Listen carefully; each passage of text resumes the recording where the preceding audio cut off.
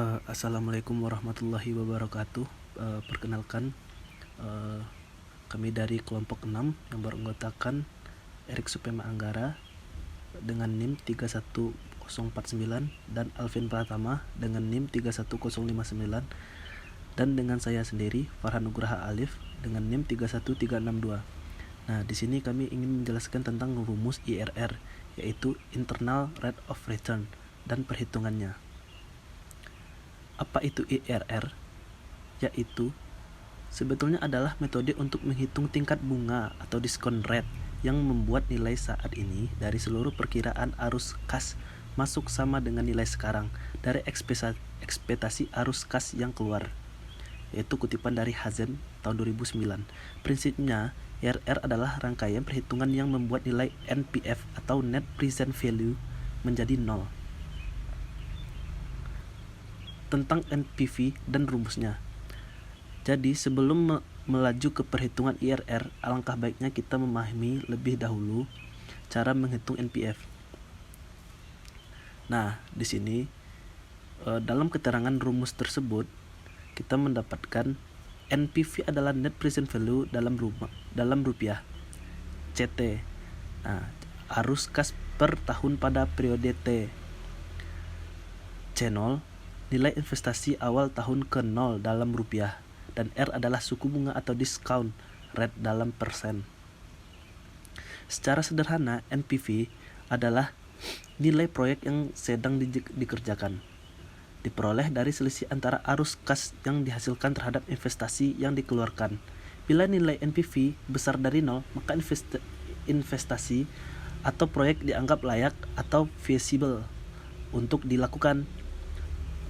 Apakah yang dimaksud dengan IRR atau tingkat pengembalian internal? Bagaimana rumus IRR dalam perhitungan? Nah, IRR adalah hasil yang diperoleh dari suatu proposal bisnis, yaitu tingkat diskonto atau discount rate yang akan menjadi present value dari aliran kas masuk atau cash inflow, sama dengan investasi awal. IRR adalah memberikan asumsi bahwa cash inflow diinvestasikan kembali pada tingkat bunga internal atau internal rate of return jika aliran kas masuk tidak selalu sama besar. Bagaimana rumus IRR dan perhitungannya? Perhitungan ini menggunakan metode trial dan error dengan menggunakan tabel present value. Langkah-langkah rumus menghitung IRR disajikan sebagai berikut. Nah, yang pertama itu hitung net present value atau NPV pada tingkat biaya modal ditunjukkan dengan R1. Yang kedua, lihat apakah net present value positif atau negatif. Nah, yang pertama, nomor 3, jika net present value positif menggunakan tingkat bunga yang lebih tinggi dari R1,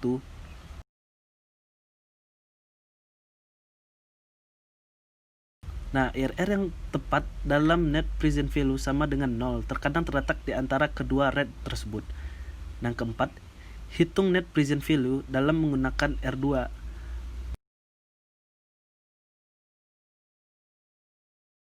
Yang kelima, lakukan interpolasi untuk memperoleh IRR yang tepat. Nah, contoh, suatu proyek dengan biaya sebesar $1.000 diharapkan akan menghasilkan cash inflow berikut.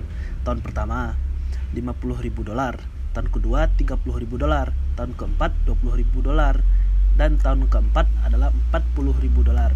Dengan menggunakan metode trial and error perhitungan IRR sebagai berikut, nah kita mendapatkan hasil seperti tabel ini. Sebelumnya, IRR dari proyek ini adalah sedikit lebih tinggi dari 16% karena pada tingkat bunga tersebut net present value dari investasi yang dilakukan kurang lebih sama dengan 0.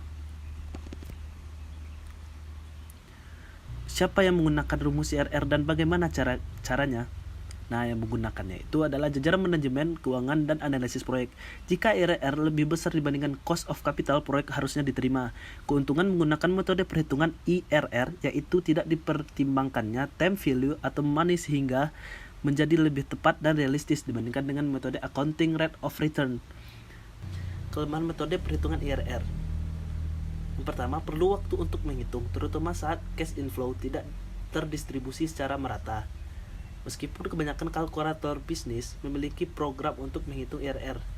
Yang kedua, metode ini tidak bisa mengidentifikasi ukuran investasi dalam berbagai proyek yang bersaing dan tingkat keuntungannya.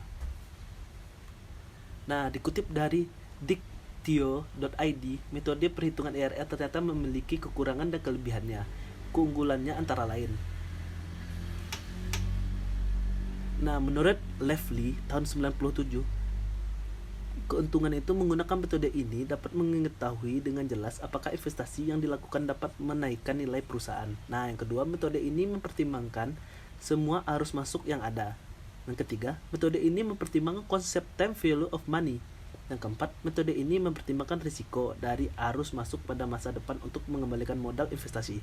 Nah, sedangkan kelemahannya, menurut Lively tahun 97, metode ini membutuhkan nilai cost of capital dalam perhitungannya. Yang kedua, metode ini tidak dapat memberikan keputusan yang tepat ketika harus memperbandingkan mutually exclusive project. Yang ketiga, metode ini tidak dapat memberikan hasil yang maksimal ketika harus memilih suatu proyek yang kapitalnya berupa rasio. Yang keempat, berbicara mengenai investasi, risiko yang dihadapi tentu bervariasi. Umumnya, risiko tersebut menjadi semakin tinggi seiring peluang keuntungan yang semakin tinggi pula. Nah, yang terakhir, dalam hal ini, perusahaan perlu membuat langkah-langkah kalkulasi risiko untuk memilah bentuk investasi yang layak diambil. Perhitungan dengan IRR atau Internal Rate of Return bisa menjadi salah satu solusinya. Sekian penyampaian materi dari kelompok 6 dengan saya sendiri Farhan Nugra Alif. Mohon undur diri. Wassalamualaikum warahmatullahi wabarakatuh.